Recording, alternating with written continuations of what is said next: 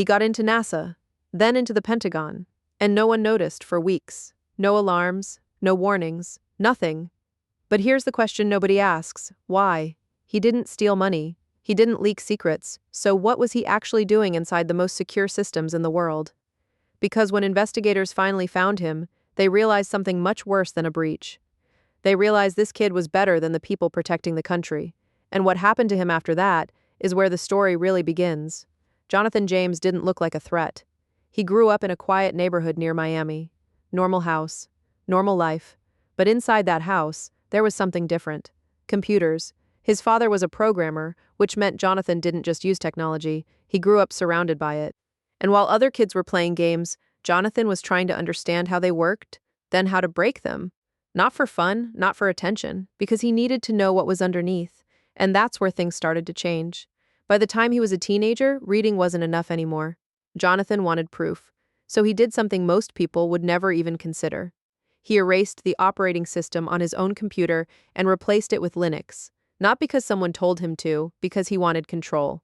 His parents tried to limit him. Set rules. Turn off the computer. He bypassed everything.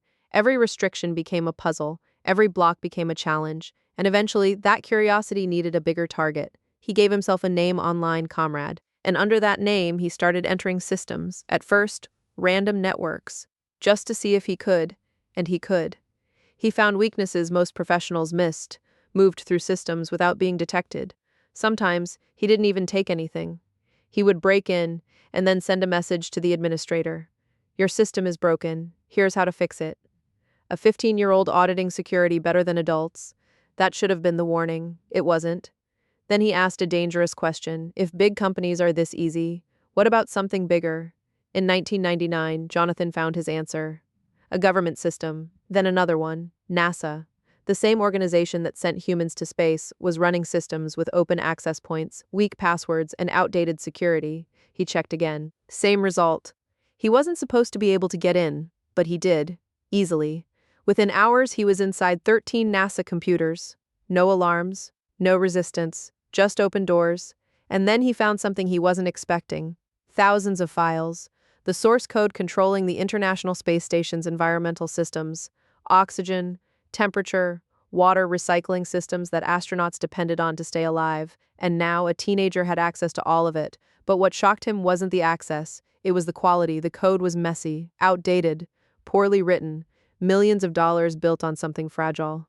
This is garbage, he wrote. And then he said something that changed everything. If NASA is this weak, imagine the Pentagon. Most people would stop there. Jonathan didn't. He started mapping military systems, and eventually he found a weakness. An outdated router. Multiple known vulnerabilities. 14 ways in. He only needed one. He got inside, the Pentagon, at 15 years old, no alarms, no detection, just access. But this time he didn't just look around, he built something. A hidden entrance.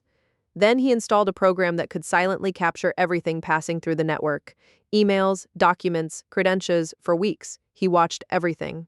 Over 3,000 internal emails, usernames, passwords. He created a folder. He called it Pentagon Trophies. To him, it was still a game. That was the problem, because while he was playing, someone else had started looking. At NASA, systems began to slow down. Strange activity, unusual processes. An administrator followed the trail and found him. Not his name, but his presence. Someone had been inside for days. They shut everything down, 43 servers disconnected. Millions in losses, but the real damage wasn't financial. It was trust.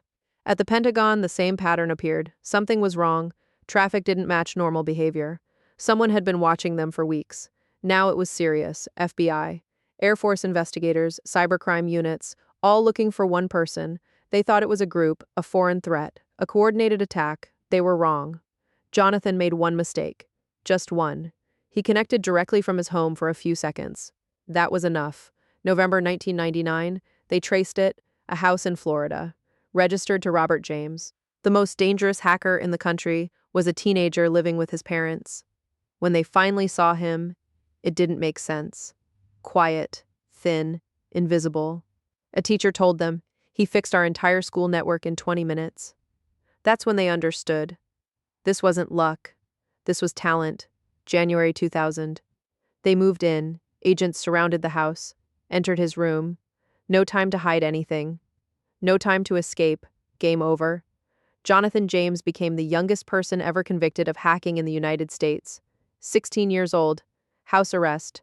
No computers. No internet. For someone like him, that wasn't a punishment. It was isolation. He tried to move on, follow the rules, start over. But something had already changed. Years later, a massive cyber attack hit major companies. Millions of credit cards stolen. The FBI started connecting names, and one of them came back. Jonathan James. There was no proof, but his past followed him again. His house was searched. Everything taken. Again. This time they found something else. A letter. A goodbye weeks later. Jonathan James was dead, 24 years old. In the end, he wasn't involved in the crimes. The real hacker was someone else. But it didn't matter anymore. Because this story was never just about hacking. It was about what happens when someone crosses a line too early, and the system never lets them come back. So here's the uncomfortable question. Was Jonathan James the problem, or was it a system that created him and then destroyed him? Because if a 15-year-old could break into NASA and the Pentagon back then, what do you think is happening today?